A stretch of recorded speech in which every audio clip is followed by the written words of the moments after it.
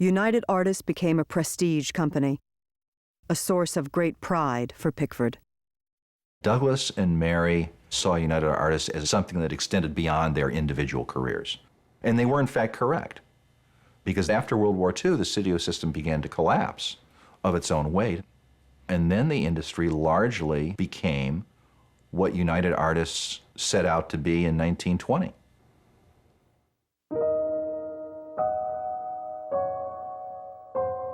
Mary and Douglas were now public business partners. They were still lovers in secret. He was determined to marry her, but she remained terrified that divorce would ruin their careers. Fairbanks got his divorce easily. He begged and cajoled Mary to marry him. Then he gave her an ultimatum: marry or never see him again. As always, Mary turned to her mother for advice. Charlotte encouraged her to follow her heart.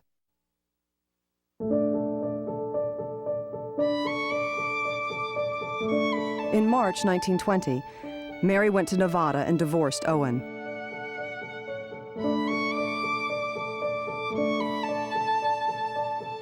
Three weeks later, she and Douglas married in a small, private ceremony.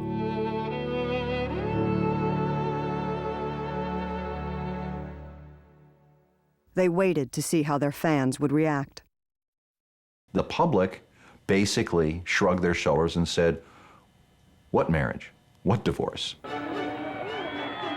What could be more perfect than America's favorite man marrying America's favorite woman? Of course, this is America."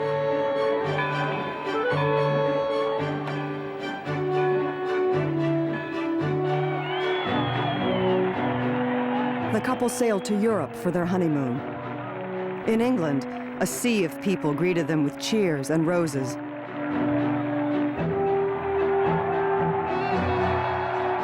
At one point, Douglas had to carry a terrified Mary to safety.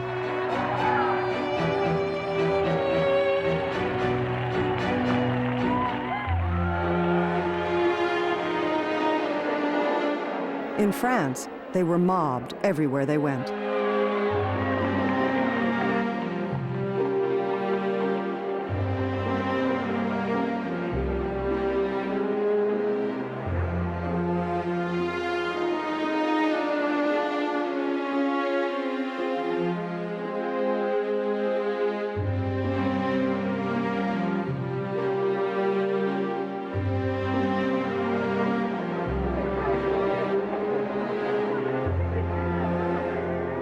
After the honeymoon, they returned to Hollywood. Douglas gave Mary a wedding present: an 18-acre estate high in Beverly Hills. The press dubbed it Pick Fair. Everyone who was anyone wanted an invitation. The King of Spain, the Prince of Sweden, Albert Einstein, Amelia Earhart. The uncrowned king and queen of Hollywood, Mary and Douglas gave the upstart movie business a glittering sheen of sophistication and romance.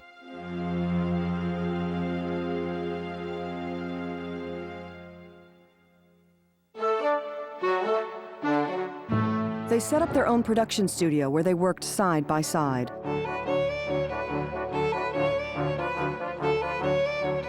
Now in complete control of her work, Pickford chose her directors, writers, cameramen. She approved budgets and distribution, casting and costumes. She treated her people very well. She hired only the best cinematographer, the best art director, the best writers.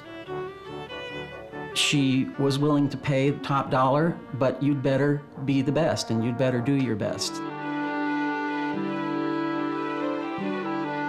They all adored what they were doing, and she knew that if you wanted quality, the only way to get it was to spend time.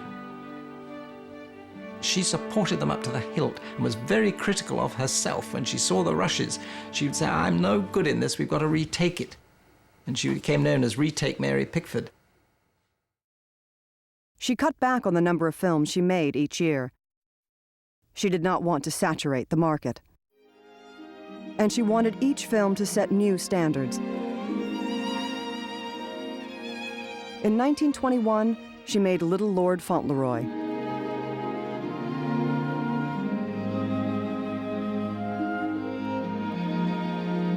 Mary Pickford plays two roles. She's Little Lord Fauntleroy with the curls, and she's the mother.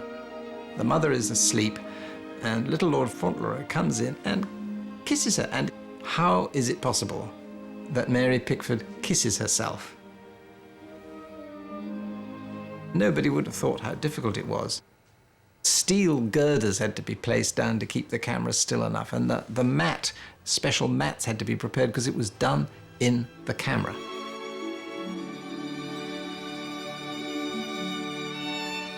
You wound the shot back and you re-exposed it, and you had to block out the previous figure. But you can see technicians tackling the impossible.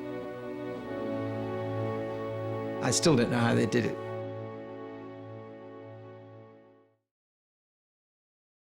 The next year, Mary turned 30. For her fans, she was forever Little Mary of Poor Little Rich Girl and Little Lord Fauntleroy. But she felt trapped by the role.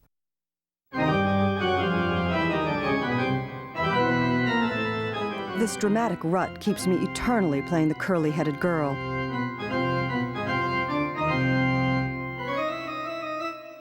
And I hate curls. I loathe them, she said to a journalist.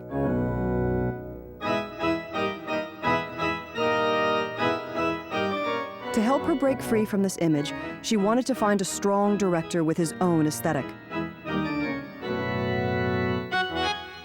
Most directors, she said, defer too much to my opinion. I wish they wouldn't. She made a daring choice. She invited Ernst Lubitsch, the German director known for his dark, sophisticated comedies, to work with her.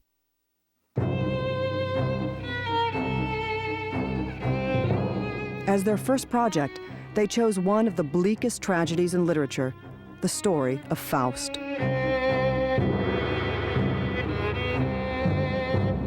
Mary Pickford would have been playing a role in which she, as Lubitsch said in a German accent, strangles the baby.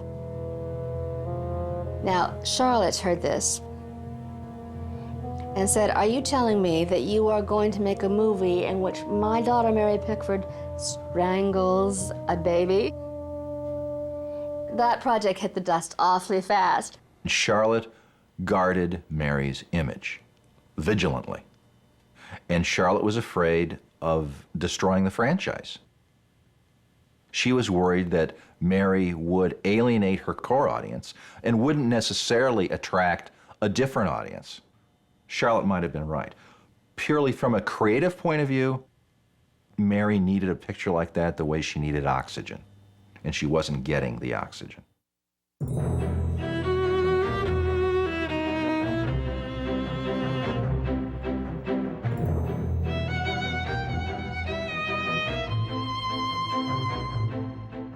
They finally settled on Rosita, the story of a Spanish street singer and the king who tries to seduce her.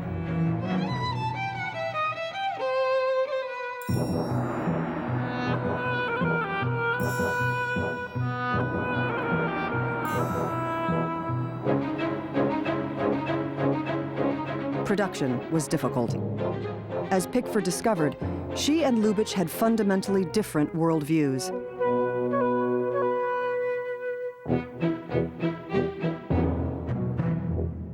He was European, she was American.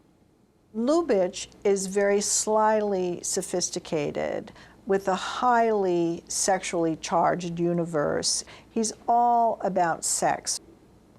Mary Pickford, although she could play a sensuous-looking older woman, was not about sex.